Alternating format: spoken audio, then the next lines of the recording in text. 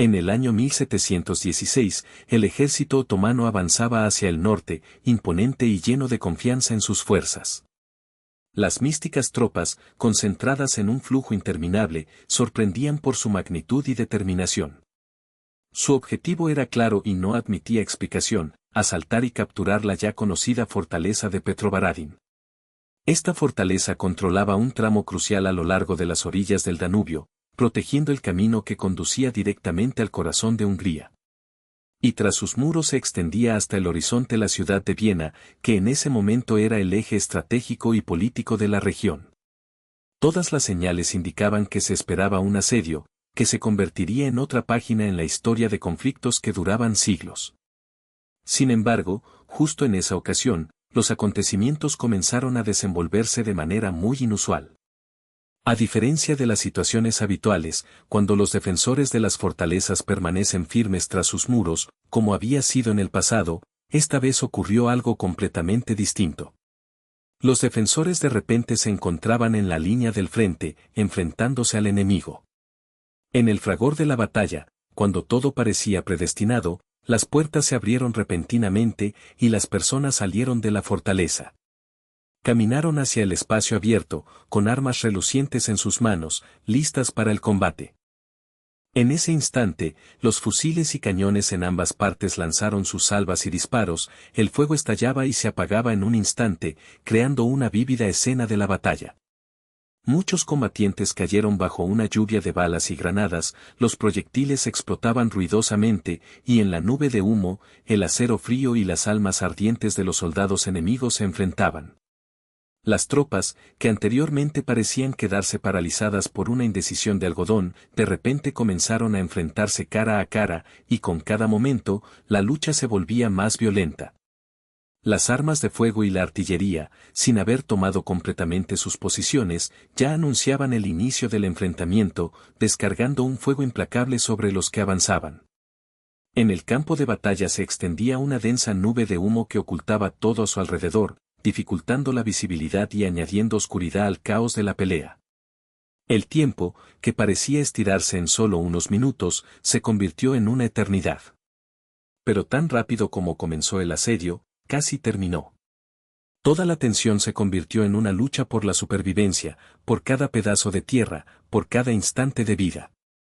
Al comenzar el siglo XVIII, Europa estaba sumida en un estado de tensión e incertidumbre, sintiendo que el equilibrio de poderes era inestable y susceptible a cambios. Las fronteras estatales aún no estaban cementadas para siempre, y la alternancia de victorias y derrotas en las guerras determinaba el destino de las regiones. En aquella época, el poder en el mundo no solo se medía por el tamaño de los estados, las fuerzas armadas, las construcciones defensivas fortalecidas y el control sobre las vías de escape natural más importantes jugaban un papel aún más crucial. Todo el escenario geopolítico era un complejo entramado de influencias e intereses, donde cada fortificación tenía su importancia, y cada fortaleza podía convertirse en un punto clave para la defensa o el ataque. Entre dos gigantes, el imperio de los Habsburgo y el imperio otomano, se extendía el poderoso río Danubio, que no solo era una de las principales rutas naturales de Europa, sino también una línea estratégica en el frente de guerra. La gestión de esta importante vía fluvial significaba movimientos rápidos de tropas, artillería y provisiones militares, lo que le confería un estatus clave en la estrategia militar. En esta crucial zona se encontraba la fortaleza de Petrovaradin, un punto estratégico del cual dependía la seguridad y la posibilidad de proseguir los avances o defenderse. A principios del siglo XVII, la tensión alcanzó su punto máximo. En los años previos a 1716, la amenaza creciente del vecino oriental, el Imperio Otomano, se intensificaba. A pesar de diversos acuerdos y tratados firmados anteriormente, avanzar ya no era posible sin detenerse definitivamente. Las autoridades del Imperio Otomano creían que el tiempo jugaba en su favor y, a pesar de las incursiones victoriosas y las expansiones, todavía tenían asuntos pendientes. Entre ellos estaban planes visionarios e insuperables para controlar toda la región de Hungría y subordinar las posesiones austriacas, y el objetivo estratégico de apoderarse de Viena seguía siendo la máxima aspiración. Para llevar a cabo con éxito la ofensiva y asegurar la seguridad de sus retaguardias, era necesario eliminar los obstáculos tras la línea del frente. Debido a esto, asumía una importancia especial una fortaleza sólida y bien fortificada capaz de proteger los accesos y contener al enemigo. En este contexto, la fortaleza de Petroparín jugaba un papel crucial, representaba un obstáculo peligroso para los planes otomanos. Este baluarte tenía un valor particular no por su tamaño o sus murallas, sino por su ubicación estratégica.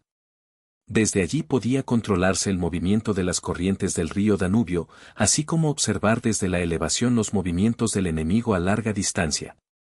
Cualquier ejército que atravesara esa región debía tener en cuenta la presencia de Petroparín, ya que rodearla era arriesgado. Ignorar esta fortificación de forma irresponsable podría conducir a ataques por la retaguardia, daños o destrucción de las líneas de comunicación y complicar los reconocimientos o las operaciones en caso de retirada. En tiempos de guerra, tales riesgos eran inaceptables. Por lo tanto, la meta era clara e inamovible: tomar la fortaleza de Petroparín. La ofensiva otomana comenzaba con plena confianza en sus fuerzas. Las tropas se reunían desde todos los rincones del imperio, soldados de infantería experimentados, caballería curtida y artillería pesada destinada a destruir muros y fortificaciones. Los líderes del ejército esperaban resistencia, inevitable, sin embargo, no creían que el resultado de la batalla pudiera cambiarse.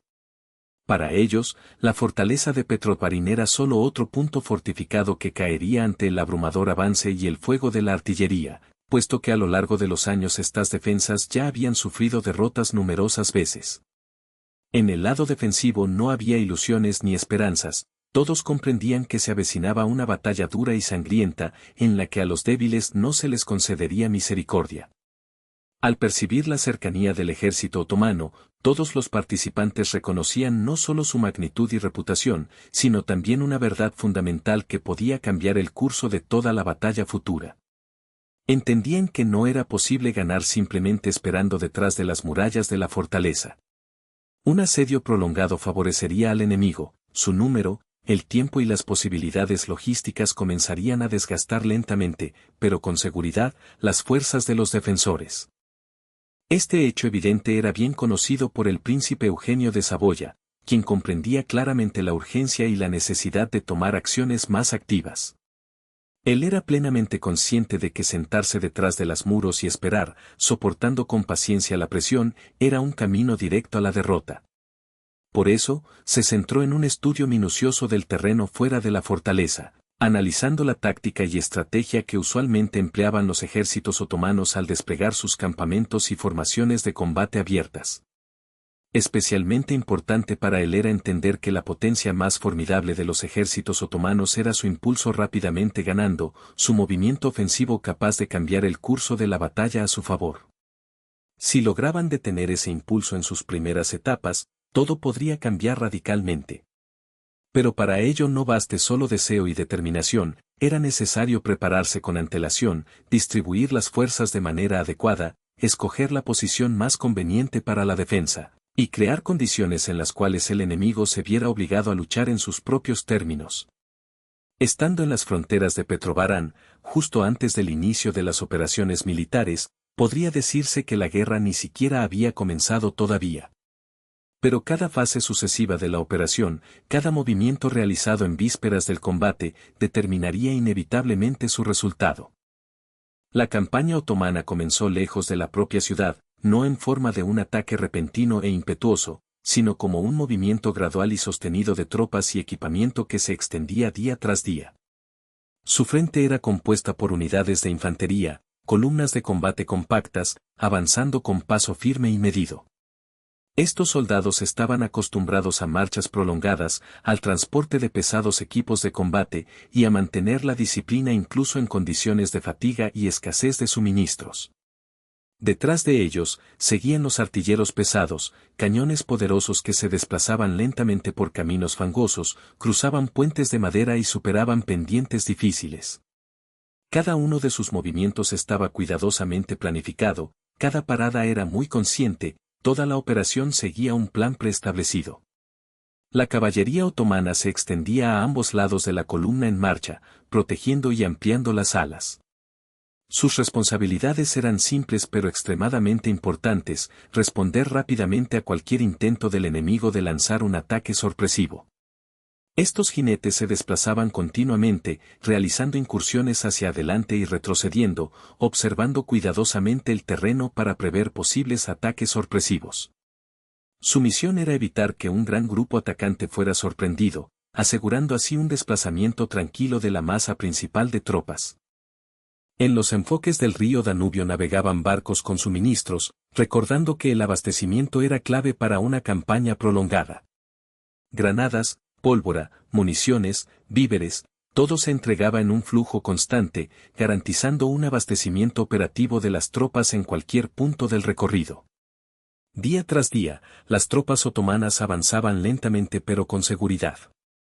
Su ritmo no era veloz, pero precisamente esa regularidad y continuidad en el avance creaban la sensación de una fuerza inexorable que no permitiría flaquezas en la defensa de la ciudad.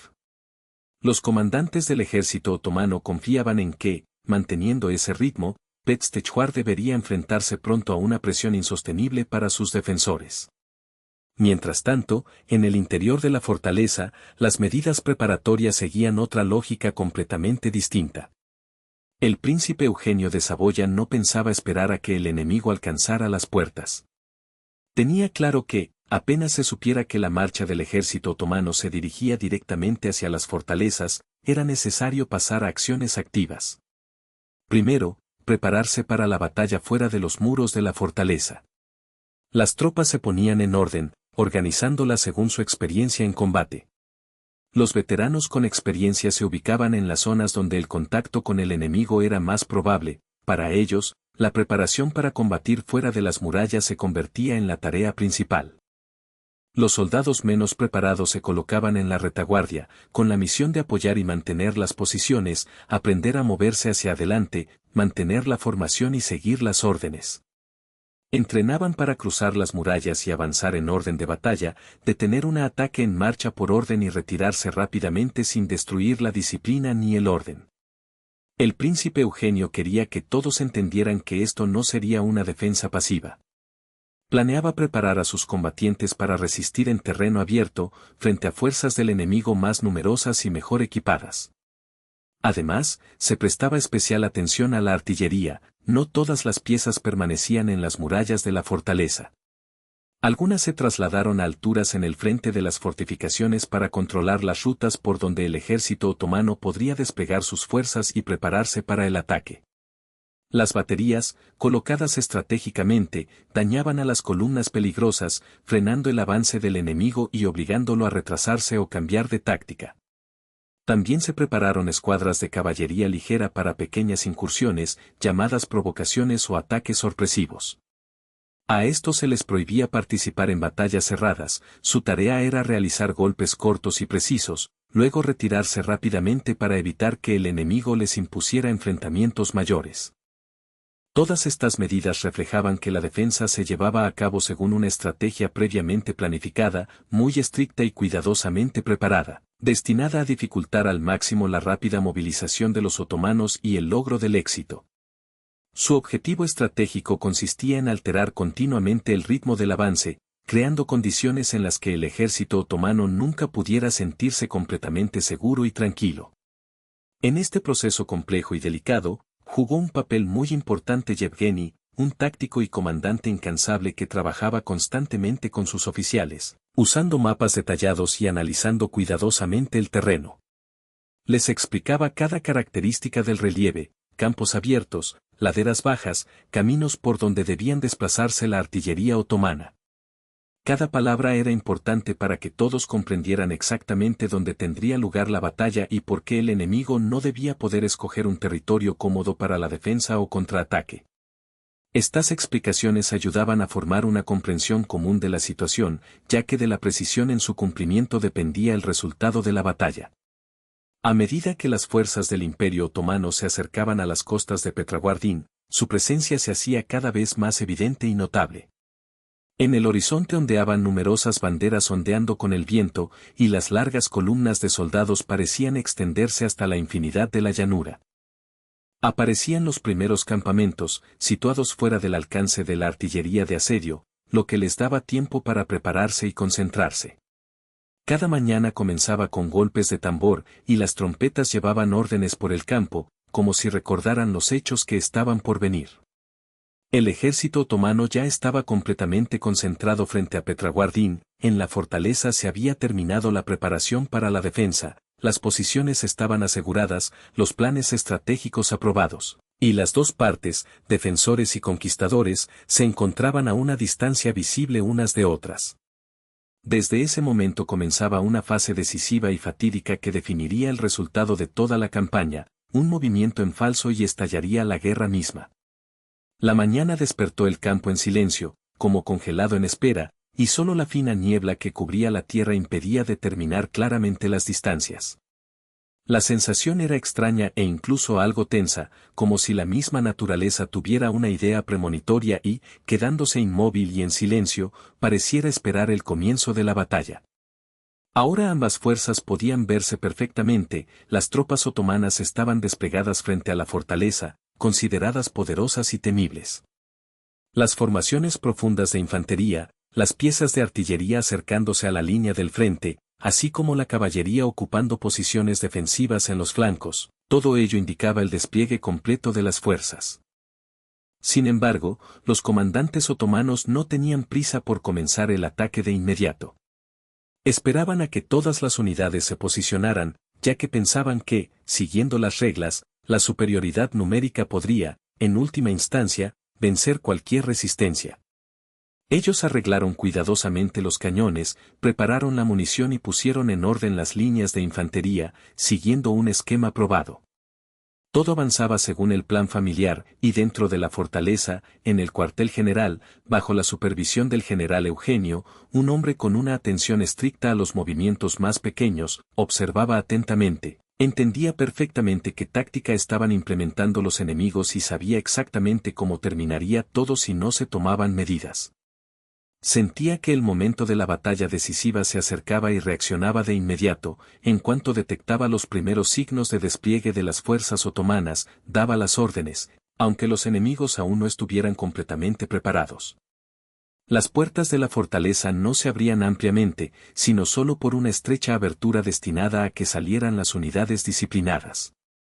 Al mismo tiempo, los soldados que defendían en su interior comenzaron a salir lentamente en una marcha organizada, cruzando los muros de la ciudad. Su movimiento era preciso, sin prisa ni gritos, seguían la línea de defensa, controlando el miedo y manteniendo el orden. Sus acciones hicieron que los comandantes otomanos vacilaran, ya que esperaban un asedio, no un enfrentamiento en campo abierto, iniciado precisamente por los defensores. Cuando los defensores ocuparon las posiciones elegidas para la batalla, empezó el fuego de artillería.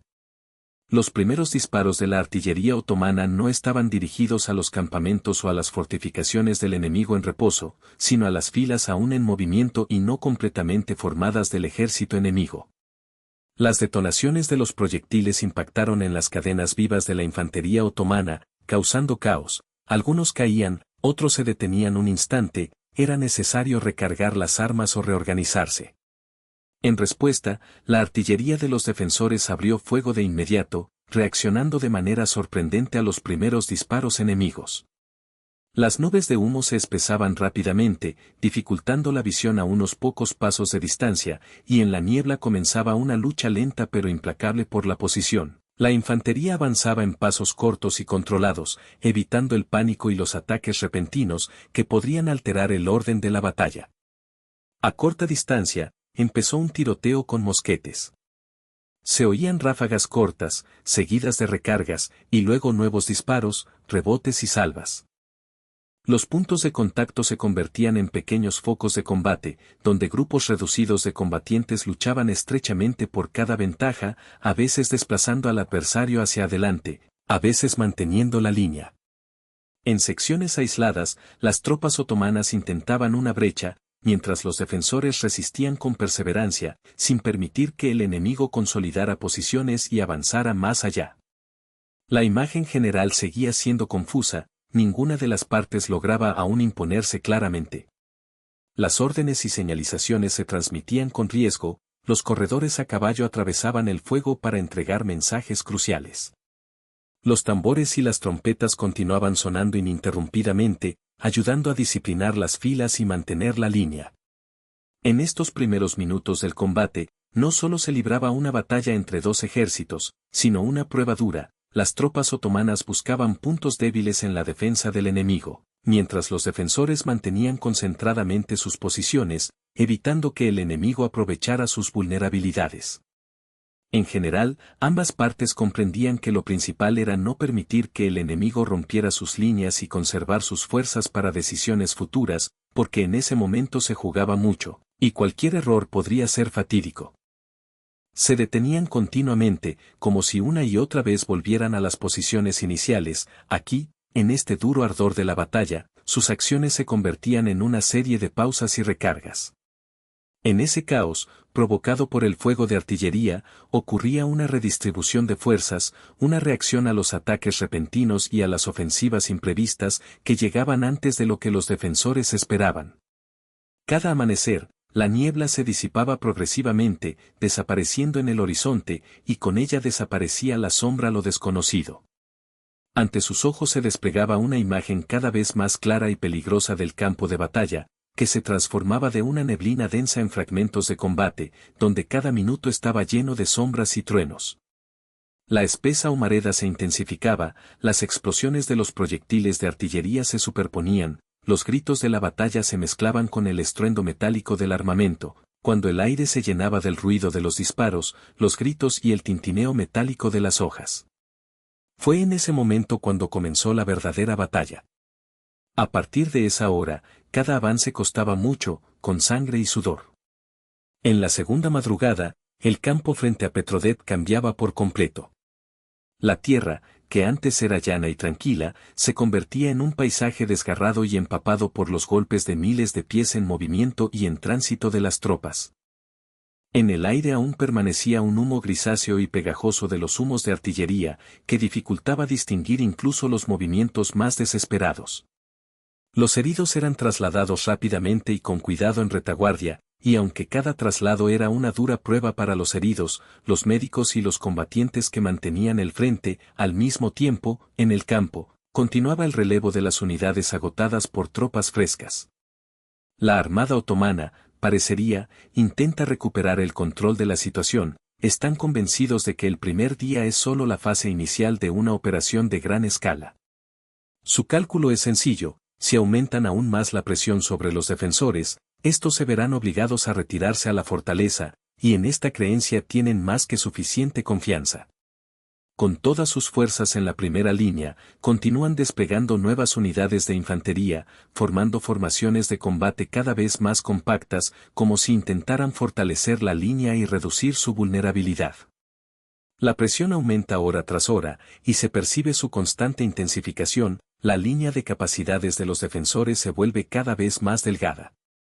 En ese momento, también se acercan las piezas de artillería del ejército turco, ya que su tarea es reforzar la presión y reducir el espacio para maniobras del enemigo.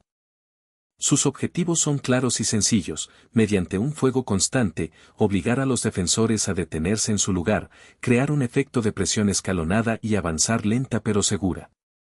Sin embargo, el comandante del campamento polaco, el príncipe Eugenio, categóricamente no permitía que las tropas entraran en pánico ni lanzaran ataques de avance desesperados. No ordenaba retener cada posición a toda costa. Su estrategia consistía en movimientos cuidadosamente coordinados y controlados. Cuando las tropas otomanas comenzaban a avanzar en un sector, los defensores no se quedaban indecisos para resistir la presión del enemigo. En lugar de eso, respondían con un contraataque rápido y decidido, breve y concentrado, y luego retrocedían tranquilamente, cediendo el paso a nuevas posiciones. En esta maniobra táctica no había lugar para el pánico o el caos, las líneas no se rompían ni se dividían. Cada cambio de posición formaba parte de un juego preelaborado, y cada movimiento era un elemento importante en la estrategia general. En los momentos en que los turcos se detenían para reorganizar sus fuerzas, Los defensores aparecían en el otro flanco, en un flanco en el ángulo, y creaban una nueva amenaza. Así, la constante alternancia entre ofensivas y retiradas se convertía en una verdadera prueba para las tropas otomanas. No podían lanzar ataques de manera fluida y tranquila, cada pausa temperaba el ritmo de la batalla, haciéndolos más vulnerables a contraataques. Cada pérdida del ritmo del combate era una oportunidad para los defensores de tomar la iniciativa y lanzar un contraataque. Para entonces, entraba en escena la caballería, ligera, rápida y ágil. No lanzaba embestidas poderosas en el centro de la línea turca, como podría imaginarse por el enemigo, demasiado confiado en sus fuerzas. En cambio, aparecía en los flancos, como cazadores hábiles que buscan un punto débil. Cuando las unidades otomanas avanzaban demasiado o se movían lentamente, precisamente en ese momento la caballería atacaba rápidamente, asestaba el golpe y se retiraba con rapidez, dejando al enemigo desconcertado. El objetivo de estos movimientos tácticos no era destruir completamente al enemigo, sino hacer que se escondiera y respondiera, forzar un cambio de plan y girar en otra dirección, lo que generaba caos y dispersión en las filas enemigas y cosechaba su fuerza en la defensa de ambos flancos. Tales procedimientos tácticos dificultaban mucho el avance del mando turco. Su ofensiva se volvía cada vez más fragmentada y lenta, y la presión decrecía, como una mina que explota una y otra vez a medida que se intenta desactivar. En ese momento, la artillería defensiva mantenía su compostura, y su fuego era preciso y calculado. No disparaban sin sentido ni malgastaban munición. En el momento oportuno, se realizaba un disparo. Cuando los enemigos se agrupaban, movían sus piezas de artillería o preparaban nuevos ataques. Cada disparo preciso no solo destruía objetivos, sino que también golpeaba la moral del enemigo, obligándolos a detenerse una y otra vez para reorganizar sus líneas y perder la fuerza ganada en avance. Las más pequeñas distancias en las que chocaban los soldados de infantería se convertían en escenarios de combates cortos y rápidos, seguidos de largos y sostenidos combates de posiciones, las balas silbaban, y en el aire resonaban golpes sordos y retumbes de metal.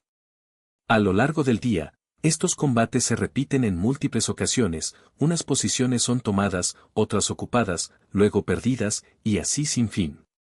No hay destellos de heroísmo, solo espacio para el agotamiento, la voluntad exhausta y la paciencia. La todavía poderosa maquinaria del ejército otomano sigue siendo significativa, continúan avanzando en sectores aislados, mientras sus éxitos no se conviertan en victorias masivas y decisivas. Cada uno de sus pasos resulta más difícil, cada ofensiva más costosa en términos de sangre. Los defensores, aunque en menor número, saben claramente cuándo luchar y cuándo ceder para contraatacar. Al final del segundo día, ninguna de las partes ha logrado una victoria capitular, los turcos no han roto la línea defensiva, que permanece inexpugnable. Aunque los defensores no lograron expulsar completamente al enemigo, comienzan a percibirse en sus filas signos de cambio. Un quieto, apenas perceptible quiebre en la moral y la táctica sucede en los campos de batalla. Las tropas otomanas se fatigan progresivamente del constante presión y contraataques que las impulsaron sin detenerse. Como resultado, los comandantes se ven forzados a aceptar posiciones que requieren decisiones rápidas y a menudo apresuradas, lo que afecta negativamente la disciplina militar y la coordinación de las unidades. Muchos órdenes de combate han perdido ya su cohesión original, sus movimientos ya no coinciden con el esquema táctico inicialmente planeado, lo que genera en los defensores la sensación de que los sucesos comienzan a trabajar a su favor. A pesar del cansancio y las pérdidas sufridas, empiezan a sentir que su plan, que consistía en agotar gradualmente al enemigo y mantener el frente, se está logrando con éxito. La batalla continúa, y el resultado aún no está definido, pero el balance de fuerzas empieza a inclinarse hacia los defensores. Ambos bandos, otomanos y sus oponentes, son plenamente conscientes de que los acontecimientos que se avecinan serán decisivos para el destino de esta batalla y, quizás, para toda la campaña. En el tercer día, la situación en el campo cambió de manera tan radical que ya no era posible reconocer la escena original del combate que se mantenía en las primeras horas del enfrentamiento. Se sintió la pérdida de confianza. Desapareció la marcha segura de los avances, que anteriormente empujaba a las tropas con ritmo y seguridad. Ahora, ambos ejércitos estaban en un estado de gran agotamiento, aunque las causas variaban. Los defensores estaban acostumbrados a ese ritmo de combate, su táctica implicaba ráfagas cortas e intensas de ataque, seguidas de retiradas, pausas, recuperación de fuerzas y regreso a la lucha en el momento oportuno. Sabían cambiar rápidamente de estrategia, manteniendo dentro de sus líneas el equilibrio necesario. La armada otomana, en cambio, funciona de otra manera. Su estructura preveía un avance constante sin largas pausas, con el objetivo de ejercer una presión continua sobre el enemigo, aprovechando la superioridad numérica. Esa era su estrategia, no detenerse, apretar al enemigo con perseverancia para forzar, mediante ataques repetidos, que se derrumbara bajo la presión. Pero durante la batalla en Petaverinsa, ese esquema dejó de funcionar. Al principio, a medida que avanzaba la pelea, todo sucedía según lo planeado, las tropas otomanas golpeaban con fuerza, de manera activa y creciente en intensidad. Pero en el tercer día se hizo evidente que la situación había cambiado. Después del amanecer, cuando llegó la tercera hora de la mañana, el comandante, el príncipe Julián Luis, notó un indicio de la transformación. Observó que las construcciones otomanas ya no formaban líneas compactas como antes. Los agrupamientos comenzaron a dispersarse a una distancia considerable unos de otros, lo que indicaba una desintegración de su unidad de combate. Algunas unidades avanzaron demasiado, intentando romper la defensa y encontrar una brecha para la penetración. Otras, en cambio, se retrasaron y quedaron en las zonas alejadas del frente, cansadas y con dificultades por caminos logísticos agravados, que prácticamente estaban cortados. Como resultado, comenzaron a aparecer rupturas y pasajes visibles entre algunos grupos, una situación que en un ejército tan grande no permitía continuar de manera eficiente. Para una multitud de tropas así, ese era un momento muy peligroso, ya que cualquier ruptura de ese tipo podía provocar el desmoronamiento total de toda la formación. Entendiendo la gravedad, el príncipe Julián Luis comprendió claramente que, si se daba tiempo al enemigo para recuperar fuerzas y reorganizarse, la posibilidad de vencer rápidamente se perdería. Por eso decidió que aquella pelea debía terminarse de inmediato para no permitir un giro total en la situación. En esa misma mañana, la artillería de los defensores intensificó su fuego, los cañones disparaban con una precisión y fuerza increíbles. No era un disparo casual ni caótico, sino un golpe consciente y dirigido hacia el centro de las fuerzas otomanas, donde los comandantes intentaban coordinar los grupos que se formaban para un nuevo empuje. Los proyectiles volaban casi sin pausa, los cañones retumbaban y la tierra temblaba bajo la potencia de las explosiones. Todo el terreno estaba cubierto de humo, que casi por completo ocultaba la línea de comunicación y dificultaba el diálogo entre los comandantes. Los oficiales gritaban, llamando a la disciplina y al orden, pero sus voces casi eran ahogadas por el estruendo de los cañonazos y disparos. En ese momento, en medio del caos y la confusión, el príncipe Julián Luis dio la orden de un avance total. Decidió abandonar los ataques de reconocimiento y distracción menores, ya que la situación requería acciones decisivas. Toda la línea defensiva debía avanzar simultáneamente para romper la embestida del enemigo. Comenzó la lucha de la infantería, lenta, pero segura. Su formación permaneció firme, sin desmoronarse ni dispersarse. Ningún grupo se apartó para perseguir a los que retrocedían y romper la línea enemiga. El objetivo principal era el ataque, ir empujando a los otomanos retraso tras retraso, dificultándoles reorganizarse a tiempo. Los enfrentamientos en el campo fueron feroces. Muchas unidades otomanas resistían con feroz tenacidad, luchando con una determinación asombrosa. En algunos sectores, la batalla se volvía realmente cruenta y cuerpo a cuerpo, y los enfrentamientos se convertían en combates mano a mano. Sin embargo, la asa completa del orden de combate seguía siendo precaria, cuando una unidad retrocedía, la siguiente no podía apoyarla, había demasiados huecos, grandes brechas entre los grupos. A veces, una parte lograba sostener la línea, y en ese mismo instante, otra ya se retiraba para evitar quedar rodeada. La realidad de los quiebres era cada vez más evidente. Los amplios espacios entre unidades se transformaban en verdaderos abismos. Entonces, el príncipe Julián Luis esperaba el momento oportuno y sabía que era hora de lanzar el golpe decisivo. Ordenó concentrar toda la caballería, y su tarea no era adentrarse profundamente en las posiciones otomanas, como antes, sino cortar decisivamente las líneas de movimiento, romper las formaciones de combate, dispersar a los grupos enemigos y desactivar su mando y comunicación. Que el pánico invadiera a las tropas otomanas, esa era su principal intención, y precisamente esa sorpresa era lo que podía conducir a un rápido vuelco en el resultado de la batalla. Algunas partes del ejército otomano intentan retroceder, organizar una contraofensiva y evitar el avance del enemigo. Otros destacamentos, al darse cuenta de la falta de perspectivas o al recibir señales claras, comienzan a retirarse prematuramente, muchas veces antes de que las circunstancias lo exijan. En general, los mandos ya no pueden mantener el caos que ha invadido las tropas, las decisiones, previamente coordinadas y meticulosamente preparadas, empiezan a perder coherencia, convirtiéndose en acciones dispersas e improvisadas.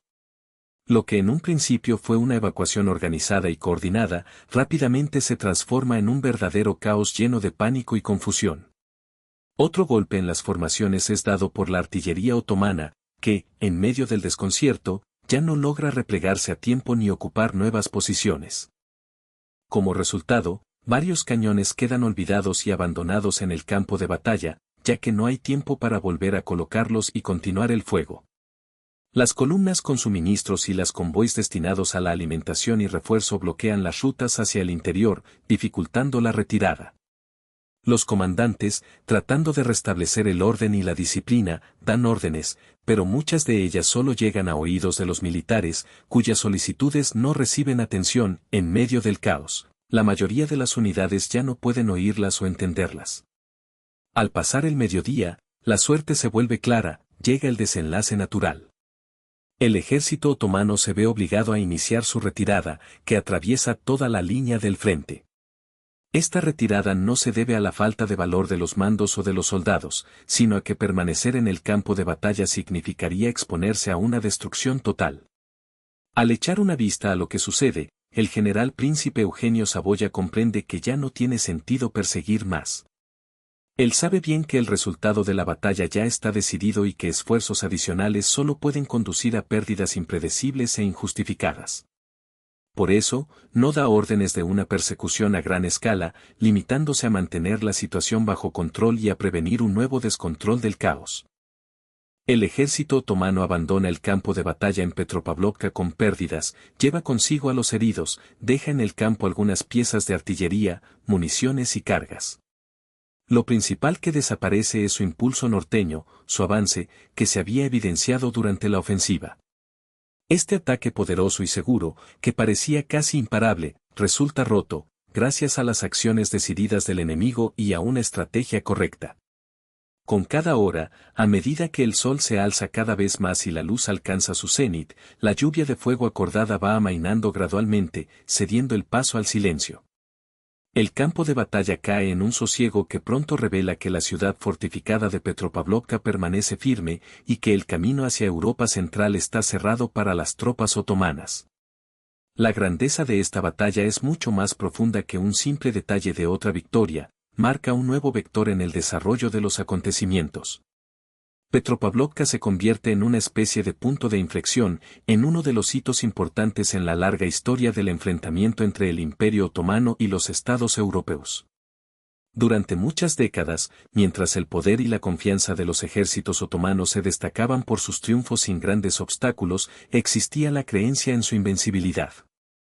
Sus tropas avanzaban sin detenerse, y parecía que nada podía frenar su avance ni disminuir su poder.